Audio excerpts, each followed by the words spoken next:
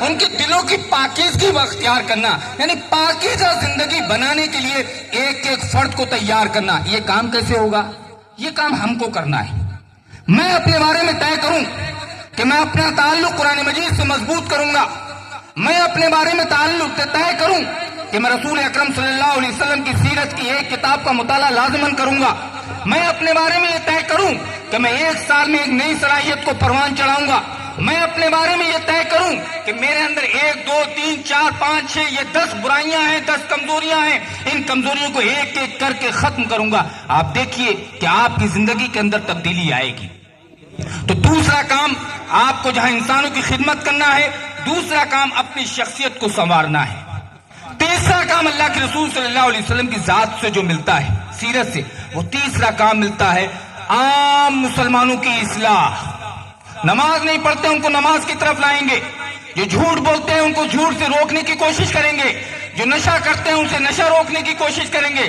دنیا کی جو بیجا رسومات اور بیجا تقریبات کے نام پر جو مسلم معاشرہ تباہ ہو رہا ہے، اور اس کے نام سے، ان تقریبات کے نام پر اسلام پر ایک بدنما داغ لگ رہا ہے، اس بدنما داغ کو ختم کرنے کے لیے میں مسلسل کم از کم سال میں 10 مسلمانوں کی اس طرح سے اصلاح کروں گا.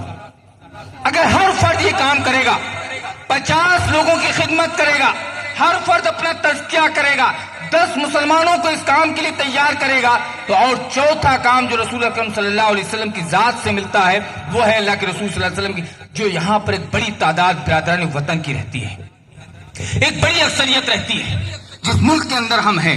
ان کے سلسلے میں ان سے اپنے روابط کو بنانا، ان کے سامنے اللہ رب العالمین کے اسلام کی دعوت کو پیش کرنا، اس عقیدے کی دعوت کو پیش کرنا. اور دعوت کو ایسا نہیں ہے کہ قرآن مجید ان کے سامنے پیش کیا جائے گا یا سیرت پیش کی جائے گی. دعوت بھی پیش کرنا ہے تو اپنے عمل سے پیش کرنا ہے، اپنے کردار سے پیش کرنا ہے. قول اور فعل کا جو تضاد ہماری زندگیوں میں ہے، اس قول اور فعل کے تضاد کو ختم کر دیجئے. وہ بات جو قرآن مجید میں ملتی ہے وہ آپ کی زندگیوں میں ملنا شروع ہو جائے تو انشاءاللہ اسلام کے حق میں لوگوں کی رائے بدلے گی.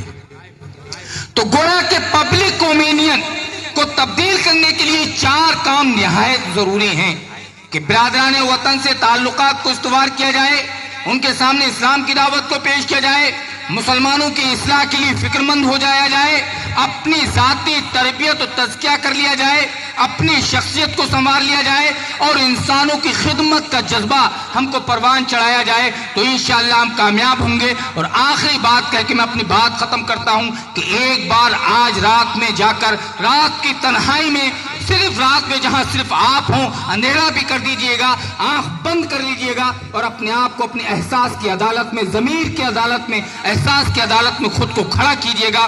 خود وکیل بنیے، خود موکل بنیے، خود ملزم بنیے، خود جج بنیے، خود اپنے بارے میں فیصلہ کیجئے کہ آپ کیا ہیں، کون ہیں، کہاں سے آئے ہیں، کیسے آئے ہیں، کہاں جانا ہے، کیا کر رہے ہیں. ان تمام سوالوں کا جواب خود تلاش کیجئے اور آنے والی زندگی کا اپنا ایک پلان اور ایک منصوبہ بنائیے. جو بڑے بڑے قائدین، ملی رہنما ہیں، ملی قیادتیں ہیں، وہ اپنا فریضہ انجام دے رہی ہیں، لیکن ایک ایک مسلمان کا، ایک ایک انسان کا بھی ایک فریضہ ہے، اس کو اپنا فرض انجام دینا چاہیے. کنتم خیر امت اخرجت للناس، تم خیر امت ہو، تم کو نیکیوں کا حکم دینے اور برائیوں سے روکنے کے لیے برپا کیا گیا ہے. تمہیں اس کام کے لیے تیار ہونا چاہیے، تیار کرنا چاہیے، زیادہ سے زیادہ کوشش کرنی چاہیے. اللہ رب العالمین سے دعا ہے کہ اللہ تعالیٰ ہم سب کو قول و فعل عمل کے ساتھ دین اسلام کا سچا پکا رہنما بنائے، دین اسلام کا نمائندہ بنائے.